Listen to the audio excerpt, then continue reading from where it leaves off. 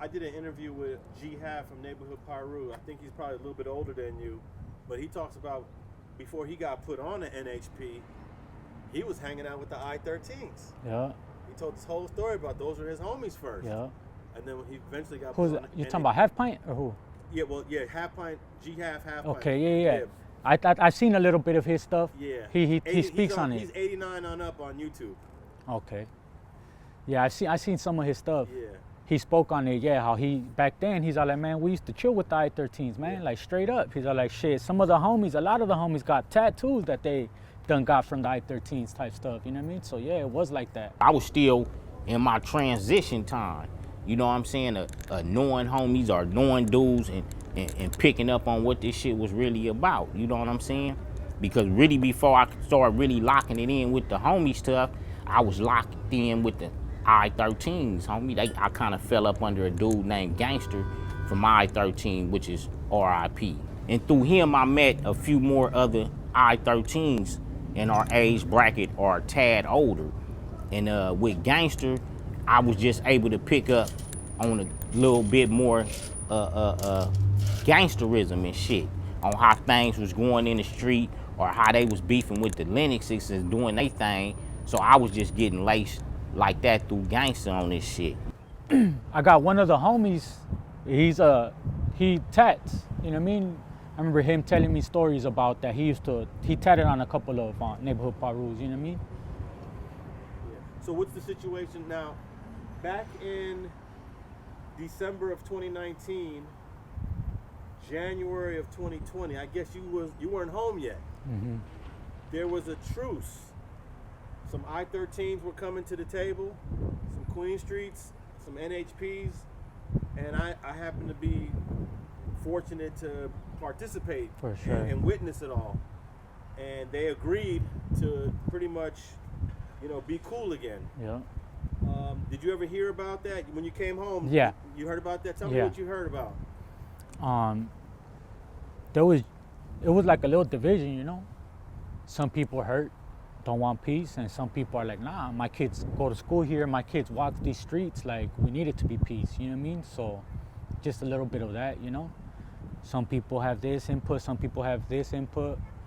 The way I always like to say is it's up to whoever's out there, you know? It's up to whoever's really out there frontlining, you know what I mean? It's their decision, however they feel, you know?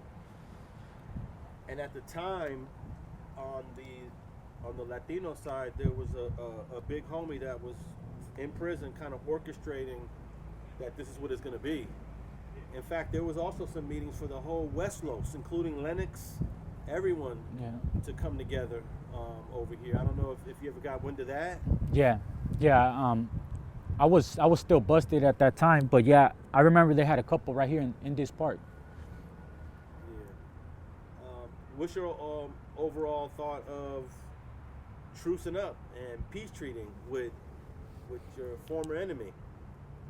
My thought of it now, you know what I mean? Like I said, I look at it as far as my kids, you know what I mean? The future. I think that's the way to go, you know what I mean? Look at history. What has history taught us? You know what I mean? All war don't last forever, you know what I'm saying? There comes a time where you have to come to the table and just have peace, you know what I mean? War is just gonna create loss, pain, and it's just gonna bring you down, you know what I mean? I feel like if we all work together, have everything peaceful, man, we all just gonna go up, you know what I mean? Okay, Santo Gee, I wanna thank you for this incredible interview. Yes, sir. I think we pretty much covered like almost everything that I had here. Anything you'd like to add before we wrap this up? Anything you'd like to say? Anyone you'd like to shout out? Yes, sir. First and foremost, man, I just want to appreciate everyone that tapped in and watched this interview, man. I'm just trying to share our stories, real life, real raw and uncut, man. I ain't sugarcoating nothing. I'm being transparent with you guys, telling you guys exactly how everything is. And I appreciate you guys. Shout out Killer Kush. Shout out Frenchy Road Kennels. Shout out Cali Herbs Los Angeles. And shout out Hadar Extracts, man. Salute to all the homies doing life and all the homies dead, man. You gone but never be forgotten. Rest in peace, Sicko. Rest in peace, Batman. Rest in peace, Stranger. Rest in peace, Fat Boy. Rest in peace, all the fallen homies, man. Necio? Rest in peace, Necio, for sure. Batman, if I didn't say Batman, rest in peace, Batman. Last question. Rest in peace, Gotti.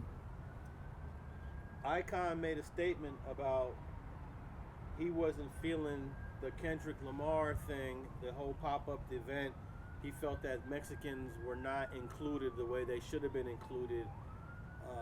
A lot of blacks were offended by that because they're saying, well, you don't include us, you know. Yeah. What's your reaction to what Icon said? Icon, none but love and respect, G, but you speaking out your ass with that, my G. Like, you should have thought about it. And I think he corrected himself. He thought it was something else, you know what I mean? But yeah, man, come on now. That's like pretty much Cinco de Mayo and we throwing a big old thing and they're like, oh, well, you didn't include no blacks in Cinco de Mayo. Like, bro, like, come on, G. I think he knows what it is. He's laughing his ass off right now. He's kicking himself in the ass right now, you know what I mean? Well, he admitted that he was unaware of Juneteenth and how that was a celebration of being emancipated from slavery. Yeah. He said he didn't know about Juneteenth. And I guess maybe there are a lot of people that didn't know about Juneteenth. Are you aware of Juneteenth? Yeah, but then you got to think about the demographic. He's from East LA. Yeah. You know what I mean? I don't think they have, like, you know how right here they have the Black History celebrations and stuff on Market Street and all that every year, you know what I mean? I don't think they have nothing like that over there. So maybe that can be a role into it, you know what I mean? That's the only thing I could think of. Yeah. Shout out to Icon. Yeah, shout out to Icon. We're going to try to get him on the podcast. We're going to see if he'll pull up. But, all right, man. Santo Gee. Sir. Thanks for Appreciate popping you up guys. on StreetTV. Get it. Sir. And tell us where they can find your YouTube channel to tap in with you. Go follow me at Santo Gee. That's SANTO space GEE space Productions. That's Santo Gee Productions. I got over 1,000 videos, stories. If you feel like you heard something right now and you want to know more, I guarantee you I done already touched on it on my channel. Appreciate y'all.